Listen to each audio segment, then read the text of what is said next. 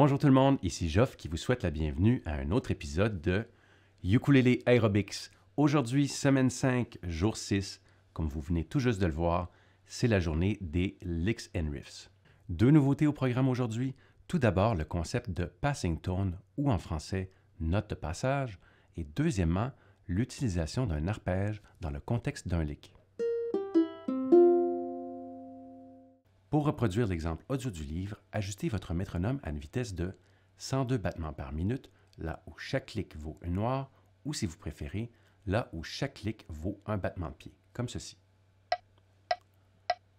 Puisqu'il s'agit de croche swing, nous devons compter 1 et 2 et 3 et 4 et...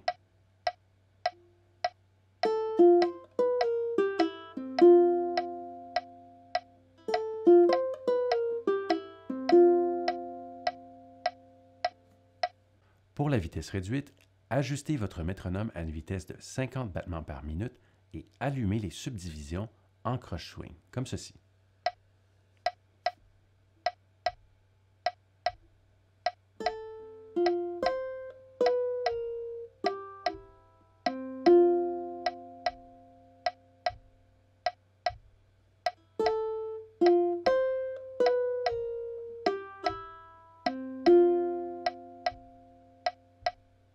Voyons maintenant le pas à pas de cet exercice et commençons tout d'abord par la main qui travaille sur le manche. Donc, première note, il s'agit de la première corde à vide, comme ceci. Ensuite, on vient placer notre index sur la deuxième corde à la première case, comme ceci. On retourne ensuite à la première corde, mais cette fois-ci à la troisième case et avec notre troisième doigt, donc notre annulaire. Ce qui est bien quand on apprend une séquence mélodique, je vous recommande, quand ça fait 2-3 notes en ligne que vous enchaînez, de les répéter en boucle jusqu'à ce que vous puissiez les mémoriser. Ça fait une grosse différence. Donc, ça donnerait quelque chose comme ceci. Corde à vide, suivi de première case, et ensuite troisième case sur la première corde. Par la suite, on va tout simplement descendre d'une frette en enlevant le troisième doigt et posant le deuxième doigt toujours sur la première corde, mais à la deuxième case, pour cette fameuse note de passage dont je vous parlais tout à l'heure. Une fois que ça c'est fait, on fait un tiré ou un pull-off vers la première case. Donc, on récapitule les 3-4 dernières notes. Donc, troisième case, deuxième case, suivi d'un tiré. Si on met tout ça ensemble depuis le début, corde à vide, index, troisième. Ici, on va faire notre tiré. Très bien. Par la suite, on vient poser notre doigt sur la troisième case, à la deuxième corde, et on va faire un tiré, suivi de la corde à vide ici, et on termine à la première case, toujours sur la deuxième corde. OK, encore une fois, tout ensemble, donc, corde à vide, première case, deuxième corde, on revient à la première corde. Ensuite, deuxième case, suivie d'un tiré. On rechange de corde à la deuxième. On fait un autre tiré. On vient placer notre pouce sur la troisième corde à vide. Et on termine le tout en beauté sur la première case, ici. Maintenant que ça s'est vu au niveau du pas à pas, pour ce qui est de la main qui est sur le manche, rappelez-vous la rythmique. Donc, c'est des croche swing. Ta, ta, ta, ta, ta, ta, ta, ta, ta. Donc, encore une fois, très lentement, avec un peu plus de rythmique, ça donnerait ceci.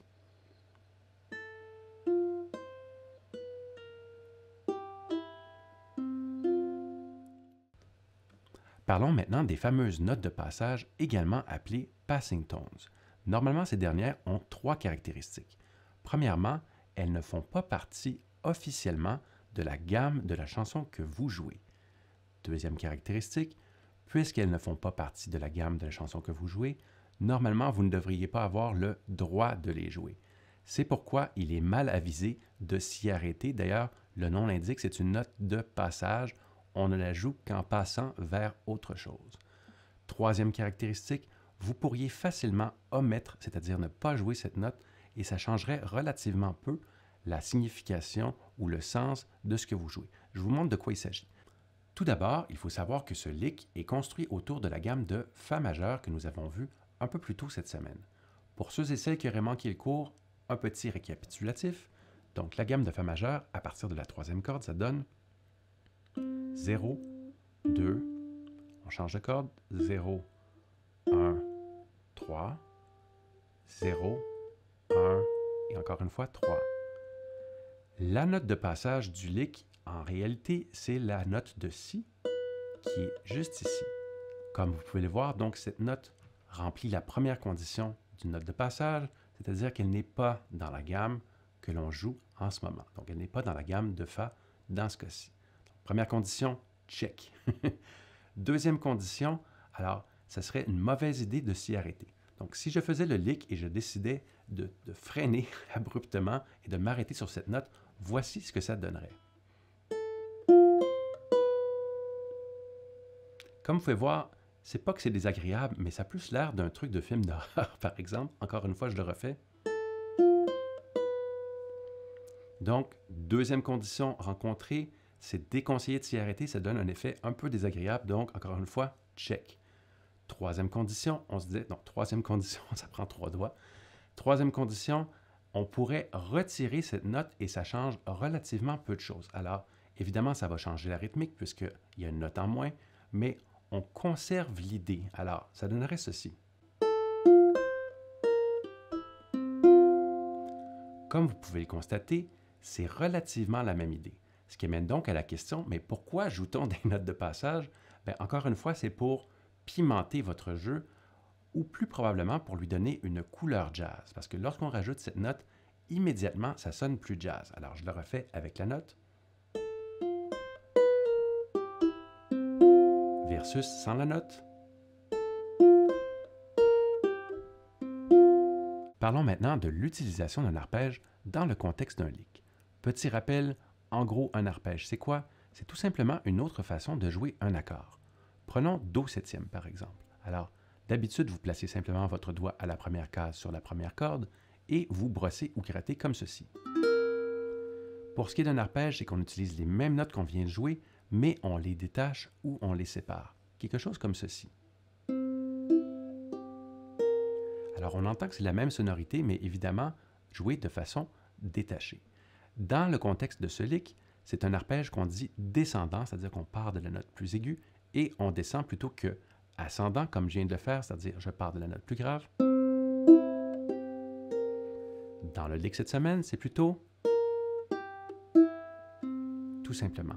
En plus, on rajoute un tiré pour faire plus joli, donc c'est là où l'arpège descendant, dans le contexte du lick de cette semaine, est utilisé. Ce qui veut donc dire que lorsque vous jouez une chanson et vous avez envie d'ajouter un lick, ce que vous pourriez faire, c'est à n'importe quel instant, vous regardez quel accord est joué, vous déterminez quelles sont les notes de cet accord et vous pourriez les jouer de façon arpégée, histoire de faire vos propres licks. Pour ceux et celles qui lisent l'anglais, le livre vous propose de vous donner des points supplémentaires si vous pouvez répondre à la question suivante. Semble-t-il qu'il y a une façon de faire l'arpège de Do septième en utilisant la quatrième corde et vous demande comment est-ce qu'on ferait ce même arpège, mais en utilisant la quatrième corde. Alors, notre arpège descendant, on se rappelle que c'est première case ici, suivi de troisième case à la deuxième corde, suivi de 0, et encore une fois, on change de corde 0. Alors, je vous donne la réponse, histoire que vous ayez vos points supplémentaires, je suis comme ça. Alors, cette note ici se retrouve également à la troisième case ici. Ce qui fait donc que, plutôt que de faire, vous pourriez très bien faire ceci. Alors voilà, vous pourrez me remercier pour vos points supplémentaires. Côté mise en pratique, ce lick est encore une fois conçu sur mesure pour être joué avec une progression d'accords. Excellente nouvelle, il s'agit exactement de la même progression d'accords que nous avons vue pas plus tard qu'hier, c'est-à-dire Fa, Do septième et Fa. Je vous redonne donc exactement les mêmes conseils. Idéalement, si vous pouvez pratiquer ça à la maison, ça vaudrait mieux. Donc, quelques façons de faire. Première façon, tâchez de vous dénicher un ou une ukuléliste qui traîne dans les parages ou parmi vos amis afin que celui-ci ou celle-ci puisse jouer les accords tandis que vous vous exercez avec votre lick. Si ce n'est pas possible, alors prenez un logiciel pour vous enregistrer et enregistrez pas simplement 5 ou 6 secondes, mais plutôt 1 ou 2 minutes, voire plus, de ces accords un à la suite de l'autre, histoire de ne pas avoir à constamment appuyer sur stop et play, ça va briser votre rythme. J'en profite quand même pour vous montrer de quoi ça a l'air. À l'instant, c'est parti!